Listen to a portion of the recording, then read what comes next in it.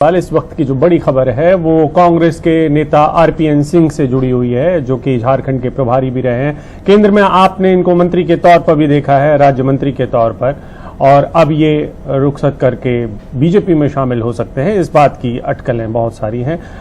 वैसे भी चुनाव का मौसम है, नेता यहां से वहां खूब आते जाते हैं, तो इनमें अब इस फेहरिस्त में कांग्रेस के नेता आरपीएन सिंह का भी नाम है। उन्होंने अपना इस्तीफा ट्वीट भी किया है।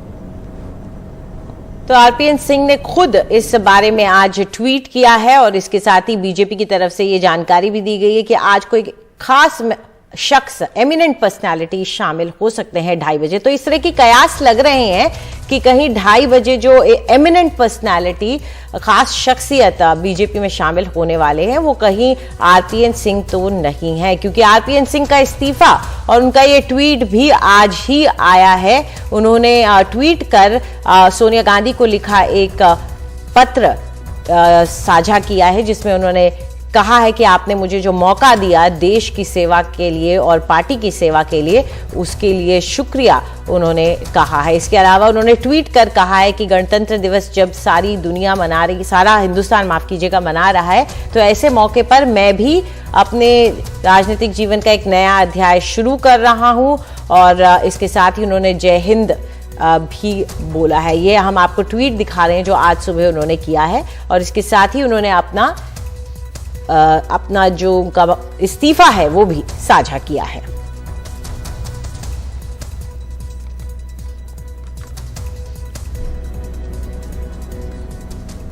और हमारे साथी वरिष्ठ साथी मनोरंजन भारती जुड़ रहे हैं। मनोरंजन, कैसे देखा जाएगा आरपीएन के इस इस्तीफे को? और दूसरा ये भी कि ये तो गांधी परिवार के काफी करीबी भी कहे जाते थे, कई सारी फोटोज इनकी राहुल गांधी के साथ हमने देखी भी हैं। तो इस संदर्भ में आप हमें बताएं कि क्यों इस तरीके से जितेंद्र प्रसाद और अब इसके बाद आरपीएन भी चले गए?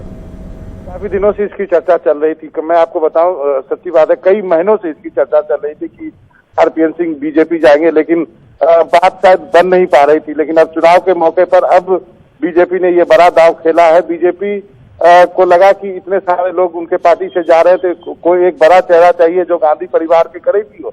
आपने सही कहा कि एक वक्त ऐसा था जब आरपीएन सिंह के लोकसभा चुनाव प्रचार के लिए सोनिया गांधी जो है ट्रेन में बैठ के गई थी गोरखपुर कुशीनगर, और वो बहुत फेमस हुआ था वो पिक्चर।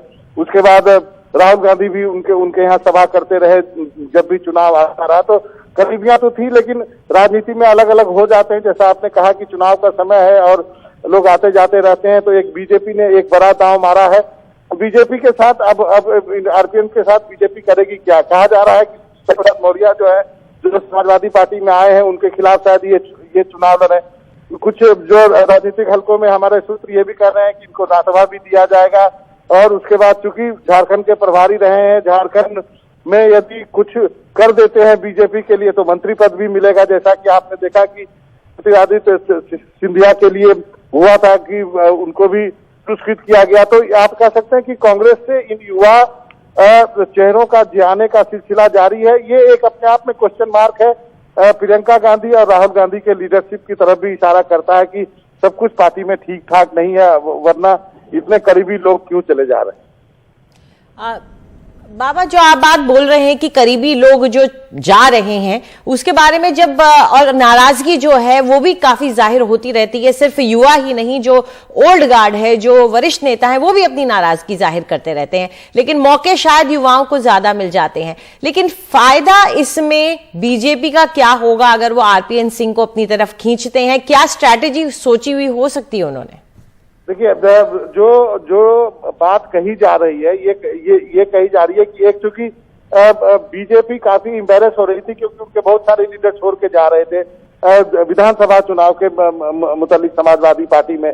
तो उसको लेकर के उनको एक चेहरा चाहिए था दिखाने के लिए, तो वो उन्होंने उनको आरपीएन के तौर पे मिला है। दूसरा, जो मैंने कहा कि क्या वो आरपीएन स्वामी प्रसाद मौर्य के खिलाफ पटौना से लड़ेंगे या नहीं लड़ेंगे, हमें बताया जा रहा कि हाथा एक विधानसभा क्षेत्र है, शायद वहां से लड़े। क्या बीजेपी में जाने के लिए, जैसा कि हमने देखा है कि नीरज शेखर और बाकी लोग बीजेपी में गए तो उनको राज्यसभा दी गई, तो क्या आरपीएन को भी राज्यसभा दी जाएगी? आप देखिए, ज्योतिरादित्य को भी राज्यसभा दी गई, जितिन प्रसाद को वहां पर विधान परिषद में लाया गया, मिनिस्टर बनाया गया।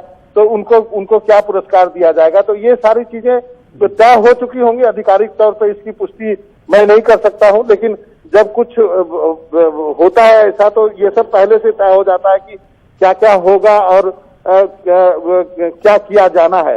तो अभी ये देखना होगा कि क्या वो चुनाव विधानसभा का लड़ते हैं। कुछ लोग कह रहे हैं शायद ना लड़े, कुछ लोग कह रहे हैं कि उनको लड़ाया जाएगा स्वामी प्रसाद मौर्य के खिलाफ, कुछ लोग कह रहे हैं कि उनको राज्यसभा भी दी जा सकती है। तो ये सारी चीजें हैं हवा में, जो राजनीतिक हलकों में ये सब चीज चल रही है। बिल्कुल।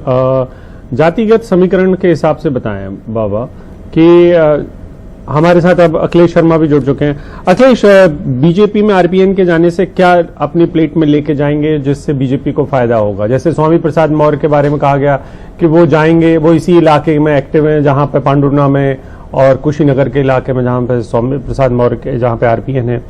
तो ये मुझे बताएं कि जातिगत समीकरणों के हिसाब से क्या फायदा देंगे बीजेपी को ये? देखिए, 3-4 बातें इसमें प्रमुख हैं अभिषेक। पहली बात तो ये है कि जो पूर्वांचल है, जो कि बीजेपी का गढ़ है पिछले 3 चुनाव से, वहां बीजेपी को बड़ा झटका लगा स्वामी प्रसाद मौर्य के जाने से। और बीजेपी ने जो एक अपनी छवि बनाई थी कि वो गैर यादव ओबीसी वर्ग को अपने साथ लाई है, उस परसेप्शन को भी स्वामी प्रसाद मौर्य के जाने से झटका लगा। तो बीजेपी उसकी भरपाई करना चाहती है। आरपीएन सिंह जो कि पंडरोना राजघराने से आते हैं, कुर्मी हैं, एक बड़े कुर्मी नेता हैं और लगातार वहां से विधानसभा चुनाव वो जीतते रहे हैं। और 1996 से 2009 तक लगातार पंडरोना से कांग्रेस के विधायक रहे। 2009 में वो कुशीनगर, जो कि पंडरोना लोकसभा सीट रही है, उससे लोकसभा का चुनाव उन्होंने जीता था। और स्वामी प्रसाद मौर्य को ही उन्होंने, जो कि तब बीएसपी से लोकसभा का चुनाव लड़ रहे थे, उनको हराया था। तो इसलिए ये बीजेपी के लिए परसेप्शन की लड़ाई में बहुत महत्वपूर्ण है कि पूर्वांचल में उसको एक बड़ा चेहरा चाहिए था जो स्वामी प्रसाद मौर्य की काट कर सके। मैं आपको बताऊं कि अभी तक स्वामी प्रसाद मौर्य के टिकट का ऐलान सपा की ओर से नहीं किया गया है और माना जा रहा है कि मौर्य खुद नहीं चाहेंगे कि वो 2-2 हाथ करें आरपीएन के साथ, क्योंकि बीजेपी की कोशिश यही रहेगी कि आरपीएन को, और उसी के साथ भारत की महिला सशक्तिकरण की जो विचारधारा है, हमारी देश की महिला पायलट्स, उनको भी, उनकी शक्ति को भी इस झांकी में भी हम लोग प्रदर्शित करेंगे। और मुझे विश्वास है कि प्रधानमंत्री जी के नेतृत्व में जो उड़ान योजना है, जो देश के एक एक नागरिक को जोड़ने की एक विचारधारा है, उड़े देश का आम नागरिक, उसी एक स्वरूप में यह झांकी देश की जनता के दिल दिल में एक स्थान अंकित। और आप सुन रहे थे अभी केंद्रीय मंत्री नागरिक उड्डयन के खुद पूर्व के कांग्रेस के नेता रहे ज्योतिरादित्य सिंधिया बात कर रहे थे। हालांकि आपको बता दें कि जो सिलसिला शुरू हुआ था जाने का, बीजेपी की तरफ खिंचने का युवा नेताओं का कांग्रेस के, उनका एक बड़ा चेहरा वो रहे। और अब यही लग रहा है, यही कयास लगाई जा रही है, यही बात फैली है कि आरपीएन सिंह इसमें नाम में शामिल हो सकते हैं। हमारे सहयोगी अखिलेश शर्मा हमारे साथ जुड़े हुए हैं। अखिलेश, आपसे ये जानना चाहेंगे कि आरपीएन सिंह के लिए बीजेपी में जाना इस वक्त, क्या आपको लगता है, क्या वजह रही होगी, क्या राजनीति, क्या रणनीति है उनकी? देखिए, ऐसे कई सारे युवा कांग्रेसी नेता हैं जिन्हें अपना भविष्य कांग्रेस में नजर नहीं आ रहा है। हालांकि प्रियंका गांधी वाड्रा ने अपने मिशन यूपी खुद अपने हाथ में लिया है, वो लगातार वहां पर कोशिश कर रही हैं। लेकिन तमाम ऐसे कांग्रेस के नेता जिनको लगता है कि उनका भविष्य उत्तर प्रदेश में, खासतौर से कांग्रेस में नहीं है, और इसलिए कि फहरिस्त बनती जा रही है उत्तर प्रदेश में। अगर आप देखें तो जितिन प्रसाद गए हैं, इससे पहले जो त्रिपाठी हैं वो गए हैं छोड़ करके कांग्रेस पार्टी को, और अब आरपीएन सिंह छोड़ करके गए हैं। बीजेपी का, जैसा मैं जिक्र करा था अभिषेक, से 2-3 परसेप्शन में बीजेपी को इससे फायदा होता है, क्योंकि पूर्वांचल जो कि बीजेपी का गढ़ है, वहां पर उसे झटका लगा स्वामी प्रसाद मौर्य के जाने से। और जो कुर्मी वोट हैं उनको बीजेपी अपने साथ रखना चाहती है। आरपीएन सिंह पंडरोना से आते हैं, राजघराने के वो हैं और कुंवर माने जाते हैं, कुंवर हैं, और इस लिहाज से कुर्मी वोटों में उनका खासा दबदबा है पांडुना के इलाकों में, पंडरोना में। और इसीलिए बीजेपी को लगता है कि कुशीनगर में और आसपास की जो कुछ सीटें हैं वहां पर उनके आने से बीजेपी को फायदा होगा, और मौर्य के जाने से जो परसेप्शन की बैटल में बीजेपी को नुकसान हुआ उसकी भरपाई पार्टी कुछ हद तक कर सकती है। हालांकि कुछ बीजेपी नेता मानते हैं कि आरपीएन सिंह ने आने में देर कर दी। वो चाहते तो 2019 के अगर लोकसभा चुनाव में आते तो उनको शायद ज्यादा फायदा होता, वो केंद्र में मंत्री भी बन सकते थे, लोकसभा का चुनाव से लड़ते।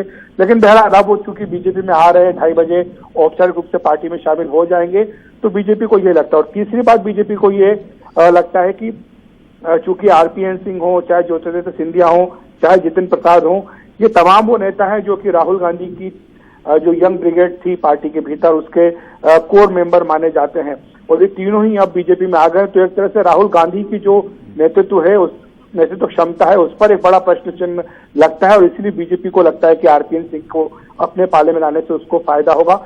लेकिन हाँ, ये जरूर है कि बीजेपी जो पूर्वांचल में खासतौर से परसेप्शन की लड़ाई में पिछड़ रही थी स्वामी प्रसाद मौर्य के जाने के बाद, दारा सिंह चौहान के जाने के बाद, उसे ये लग रहा है कि उसकी कुछ हद तक भरपाई कर सकती है। क्योंकि देखिए, अखिलेश यादव ने बहुत चतुराई के साथ वही रणनीति अपनाई है जो बीजेपी ने 2014, 2017, 2019 के चुनाव में अपनाई थी। वो ये थी कि जो गैर यादव ओबीसी थे, बीजेपी उनको अपने साथ लाई थी। और अब अखिलेश ने वही हथियार जो है बीजेपी का, वो बीजेपी के खिलाफ चला है। और जो कल टिकटों का बंटवारा भी अखिलेश यादव की पार्टी की ओर से किया गया, बड़े पैमाने पर जो गैर यादव ओबीसी हैं उनको टिकट समाजवादी पार्टी ने दिया है। तो समाजवादी पार्टी यही उम्मीद कर रही है कि इससे संदेश जाएगा कि वो केवल यादव मुस्लिम वोटों पर निर्भर नहीं है, बल्कि वो अन्य वर्गों को भी अपने साथ लाना चाहती है। जी शुक्रिया इस पूरी जानकारी के लिए अखिलेश।